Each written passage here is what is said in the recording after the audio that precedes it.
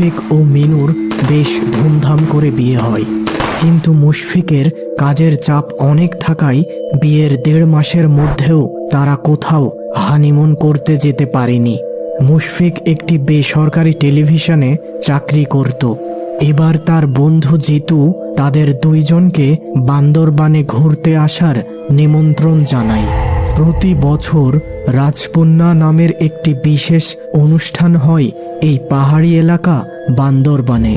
তাই জিতু মুশফিককে তার নতুন স্ত্রীকে নিয়ে এই অনুষ্ঠানে যোগ দিতে বিশেষভাবে জানায়। মিনু এ ব্যাপারটা জানতে পেরে বেশ আগ্রহ প্রকাশ করে। অগত্যা তারা দুইজন বান্দরবানের উদ্দেশ্যে রওনা দেয়। মিনুর বিভিন্ন বিষয় নিয়ে